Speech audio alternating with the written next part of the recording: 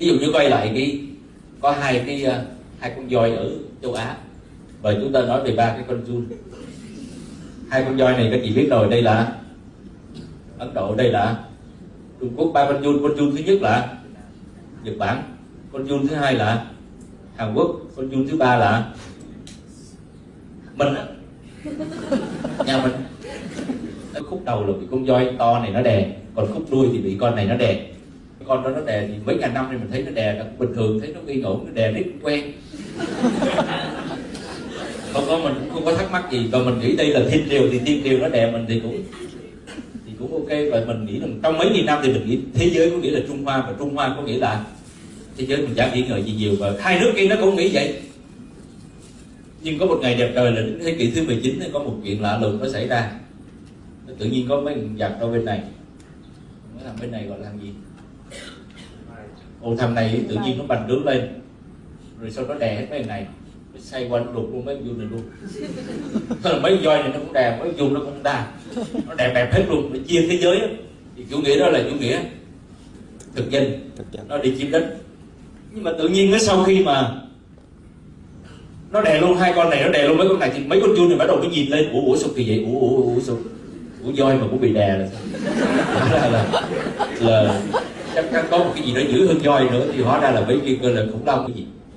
Thì lần đầu tiên mấy con giun này mới nhận ra một điều rằng là trên thế gian này có một cái thế giới khác với lại là cái thế giới Trung Hoa, và bắt đầu đi tìm. Thế là bắt đầu mấy con giun này bắt đầu cử người đi dò con khủng long này thì coi nó ăn cái trúng móc cái thứ gì mà nó bự quá. Cuối cùng thì con giun này cũng cử một người đi nè. cái người mà cử đi là Nguyễn Trân Tổ á, đi con giun này thì cử là ông Yukichi Fukuzawa đi qua bệnh. Thì ông kia này đi, ông này bên này đi bên Mỹ, ông này đi bên Pháp, tại vì mỗi lần nó chiếm, thằng nào chiếm thì mình đi nó kiếm đường qua bệnh. Thì xong đi về với các vua mới hỏi là ở bên bệnh có gì hay kể nghe coi, sao bên đó nó ăn gì mà nó mạnh dữ. Thì mấy ông này về cũng kể, ông Nguyễn Trường Tộ mới kể là ở Môn Tô Bệ Hạ là bên đó có nhiều cái hay mà lạ lắm. Thì vua bảo nói cụ thể ra vài cái rồi nghe coi. Thì Nguyễn Trường Tộ bảo Môn Tô Bệ Hạ ví dụ như có bên đó có một cái lạ, ví dụ như là chẳng hạn như có một cái đèn mà chống ngược á, mà nó vẫn sáng. Vua bảo này lão, làm gì có chuyện trên đời này cái đèn chống ngược mà nó vẫn sáng, bay đâu chém. Bên này về nó cũng kể, đi về hỏi vua mới hỏi là ủa bên bệnh có gì hay kể nghe coi. Nói vậy Môn Tô Bệ Hạ bên đó có nhiều cái hay, chẳng hạn như ví dụ như là nó có một cái thuyền rất là to mà nó không có buồm gì hết đâu, mà cũng không ai chèo hết, mà nó vẫn chạy, mà nó chạy nhanh ra đằng khác, không hiểu vì sao. Sau cái vua mới nghe nói chuyện đó có thiệt không? Nó dạ thiệt. Mà chắc không? Dạ chắc. Bay đâu? Không có chém. Bay đâu? Nó nghiên cứu làm cái tao coi. Vì thế tức là hai ông vua cùng một cái hoàn cảnh mà cũng đưa ra những quyết định rất là khác nhau. Một bên là bay đâu? Chém. Một bên là bay đâu? Làm cái coi. Thế là chỉ có hai quyết định nhỏ nhỏ vậy thôi mà cuối cùng ra hai nước ạ.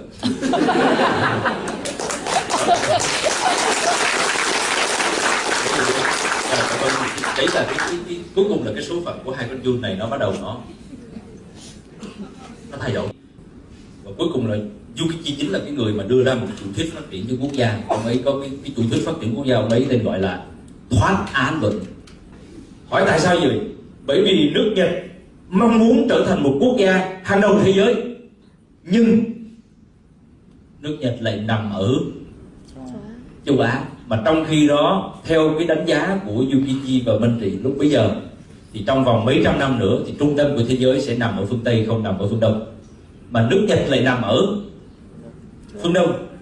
Có nghĩa là cái body của người Nhật vẫn nằm ở nước Nhật và châu Á, nhưng tinh thần, tư tưởng và trí tuệ của người Nhật thì không hề nằm ở châu Á. Cuối cùng nước Nhật mới có một cái sau khi chủ thuyết thoát Á thì họ một cái chủ trương thứ hai, đó là hòa thần dương khí.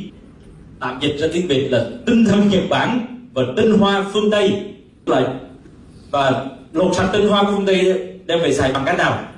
Đó là nước Nhật đã chủ trương dịch tất cả những cuốn sách kinh điển nhất trong lịch sử của phương Tây ra tiếng Nhật và phủ đều lên toàn bộ quốc dân của mình. Cuối cùng thì đất nước này đã trỗi dậy và họ đã biết lấy một ít mùi bên kia.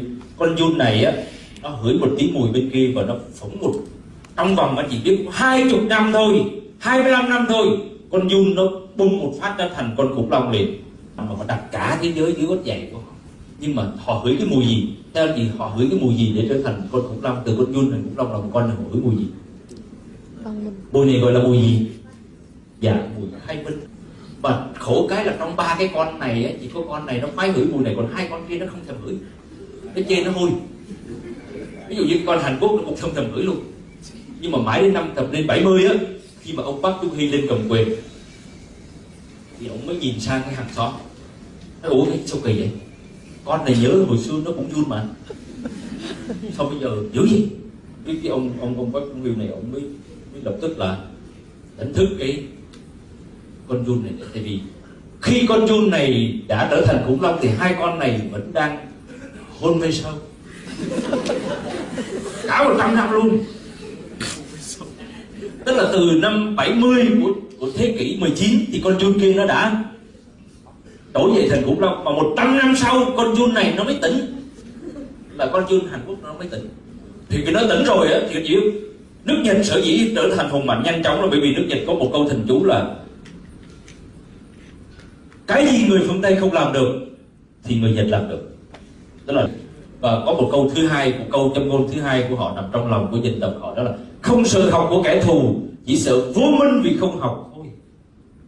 Nhưng nước Nhật đã coi phương Tây là một mặt coi phương Tây là kẻ thù, nhưng một mặt lại lột sạch tinh hoa của kẻ thù đem về xài. Dân tộc bình thường không làm được chuyện đó đâu. Nếu như tham vọng của nước Nhật là cái gì người phương Tây không làm được thì người Nhật làm được, còn người Hàn Quốc thì suy nghĩ đơn giản hơn, không phức tạp, tại vì họ không có nghĩ nhiều được như người Nhật. Họ chỉ nghĩ một câu một đơn giản thôi, chỉ giản dị là cái gì người Nhật không làm được thì người Hàn làm được. Không có. Từ đó đến nay, từ năm 70 đến giờ anh chị thấy rồi, mới có 40 năm thôi, Hàn Quốc đã trở thành một siêu cường mới của thế giới. Nhưng mà có một điều lạ lùng là cái con này nó tỉnh 100 năm trước, con này 100 năm sau nó mới tỉnh. Thì con này 200 năm sau nó vẫn hôn mê sâu. Mặc dù đều thân phận giun như nhau cả, mà đến bây giờ nó vẫn, theo cảm nhận của tôi, có khi vẫn đang, theo anh chị định tỉnh chưa?